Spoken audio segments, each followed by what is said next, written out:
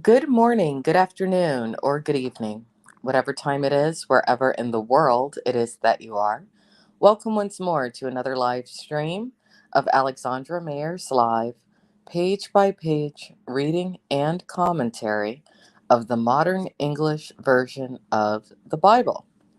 So today we're going to get into the book of Numbers, chapter 16, Opposition to Moses and Aaron. And as I read through this, I will provide my commentary and thoughts as I see fit. Now, Korah, the son of Izhar, the son of Kohath, the son of Levi, and Dathan, and Abiram, the sons of Eliab, and On, the son of Peleth, sons of Reuben, took men, and they rose up before Moses and the men of the children of Israel, 250 chiefs of the assembly, famous in the assembly, well known men. They assembled against Moses and against Aaron, and said to them, You take too much upon yourselves, seeing all the congregation are holy, every one of them, and the Lord is among them. So why do you exalt yourselves above the assembly of the Lord? Okay, so this is interesting. At this point, you have a group of guys within the children of Israel who are confronting Moses. They're a little bit too big for their britches at this point, and they're asking Moses and Aaron, why have you proclaimed yourselves to be the leaders? And when Moses heard it, he fell on his face, and he spoke to Korah and to all his company, saying, In the morning the Lord will show who is his and who is holy, and he will bring him to come near him. Whom he has chosen, he will bring near to him.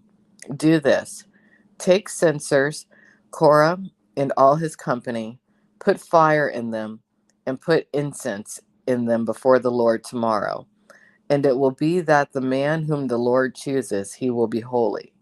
You take too much upon yourselves, sons of Levi. Moses said to Korah, Listen, please, sons of Levi.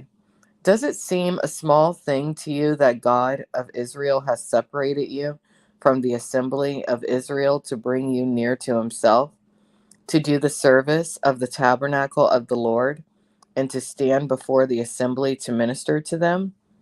And he has brought you near to him, and all your brothers, the sons of Levi, with you.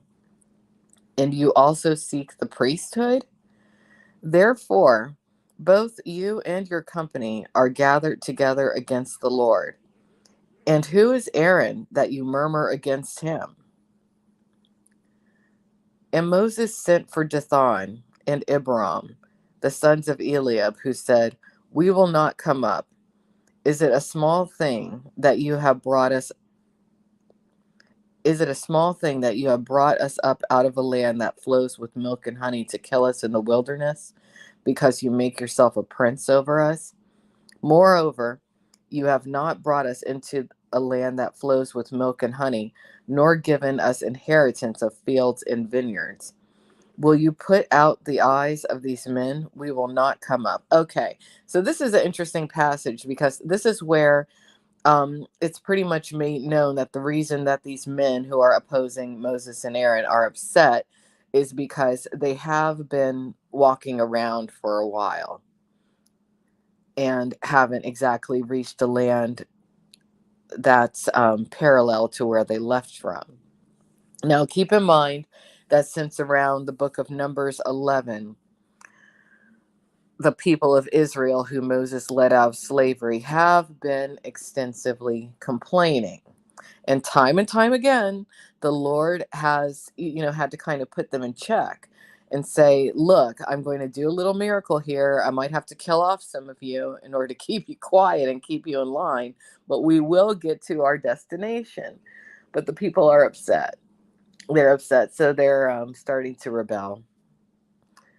Moses was very angry and said to the Lord, Do not respect their offering. I have not taken one donkey from them, nor have I hurt one of them.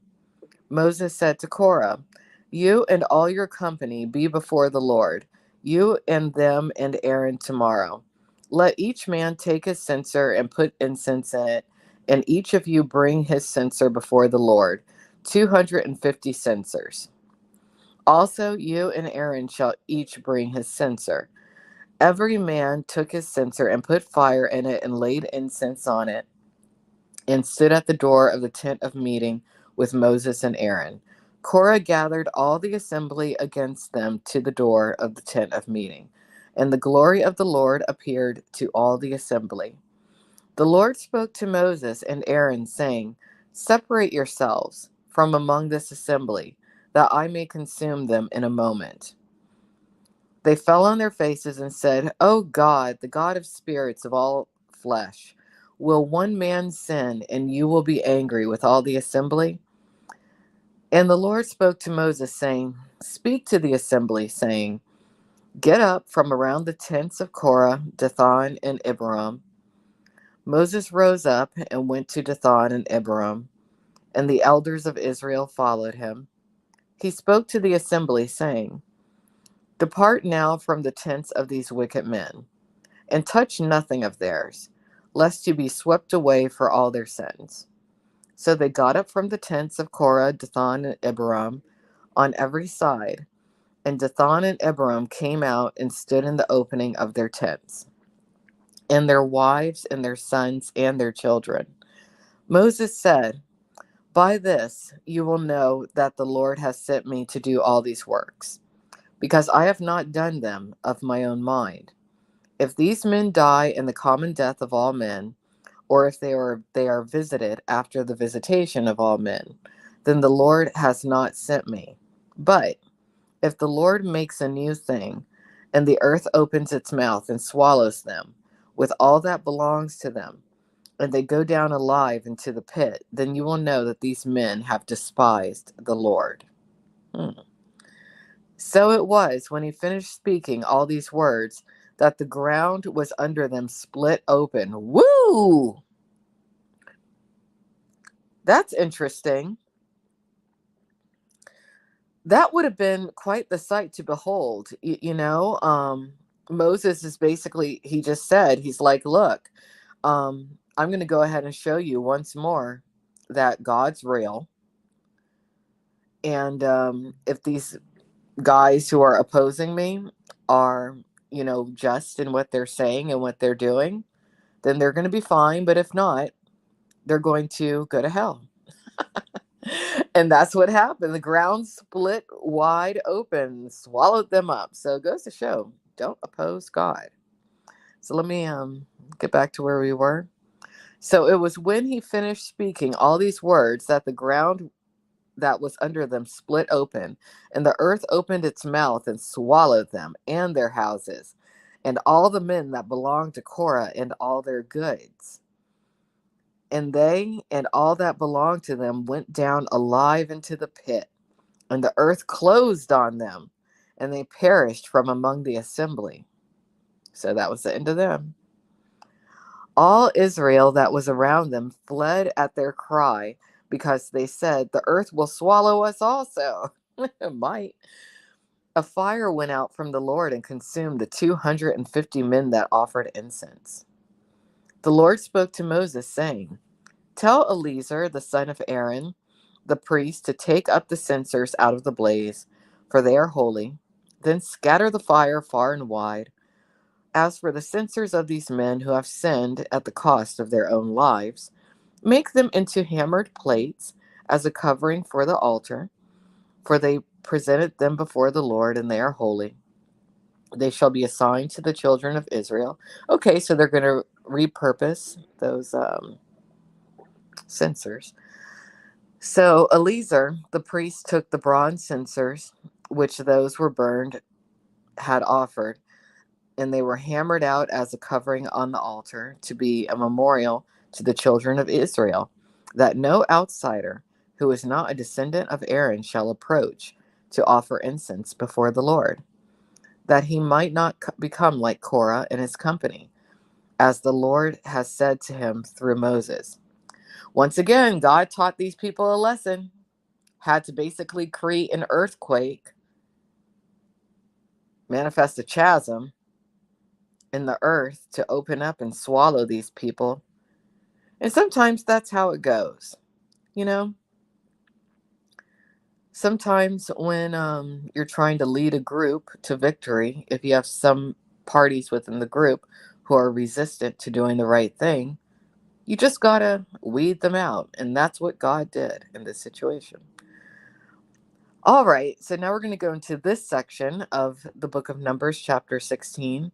The people complain. And again, as I was saying, going back to about Numbers chapter 11, these people have been complaining, very ungrateful.